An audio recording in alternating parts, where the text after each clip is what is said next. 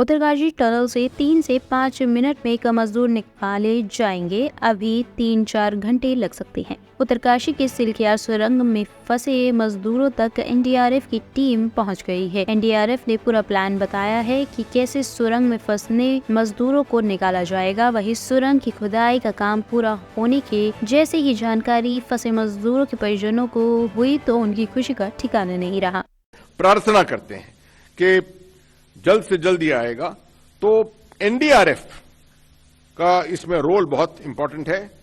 3 team, 4 जवान की team, 12 लोगों की वो बनी हुई है, अंदर जाएंगी।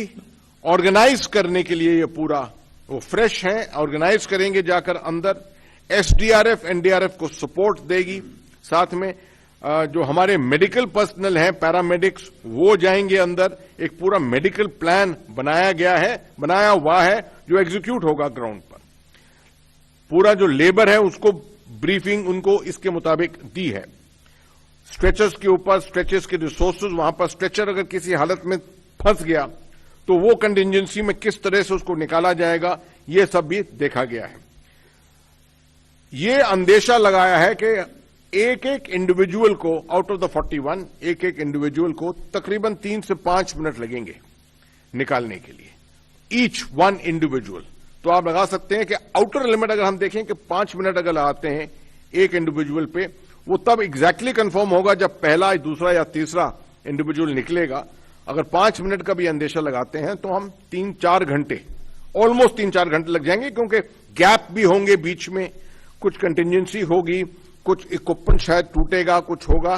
तो इसके मुताबिक आप 3 से 4 घंटे इसका अनुमान लगा सकते। ज्ञानव्यापी सर्वे रिपोर्ट सौंपने के लिए एएसआई ने 3 सप्ताह और समय मांगा। अगली सुनवाई कल। भारतीय पुरातत्व सर्वेक्षण ने ज्ञानव्यापी मस्जिद परिसर की वैज्ञानिक सर्वेक्षण रिपोर्ट जमा करने के लिए अदालत से 3 सप्ताह का और वक्त मांगा है। इस पर अदालत ने अगली सुनवाई के लिए 29 नवंबर की तारीख तय की है। सर्वे 4 अगस्त से 3 नवंबर तक चला था, जिसके बाद 17 नवंबर को सर्वे की रिपोर्ट जमा होनी थी, लेकिन एएसआई की गुजारिश पर इसे अदालत ने 28 नवंबर तक का समय दे दिया था।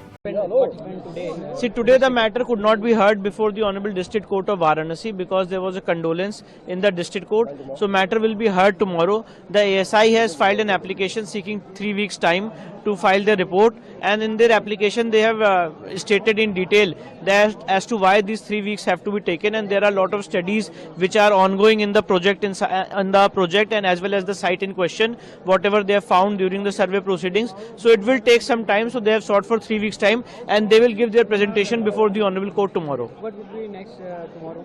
Tomorrow the matter will be heard before the Honorable Court so far as the issue of 3 weeks time of the ASI is concerned, as well as so far as the issue of receiver appointment is concerned on the Vyas Tehkhana.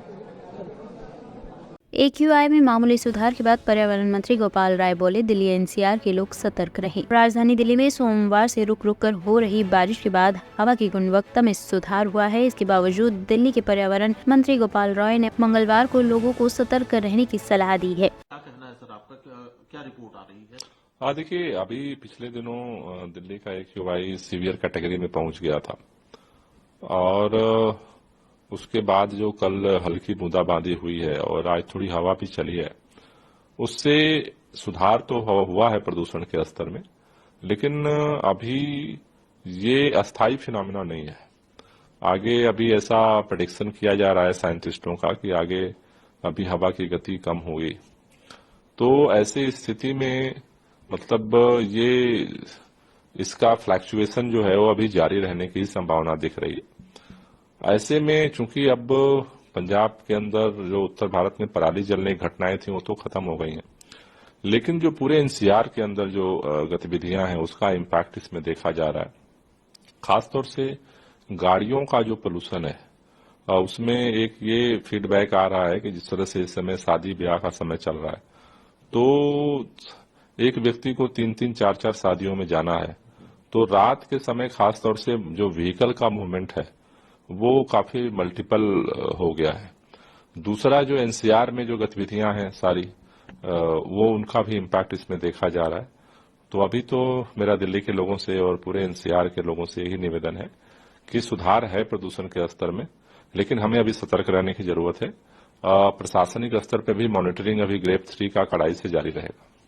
Sir, जो आप बात कह रहे हैं, हालांकि विपक्ष में बैठे हुए लोग तो आरोप लगाते हैं कि पंजाब की पराली को ही सबसे ज्यादा दोष दिया जाता है, लेकिन जैसा आप कह रहे हैं कि vehicular pollution. Bureau report team तफ्तीश न्यूज।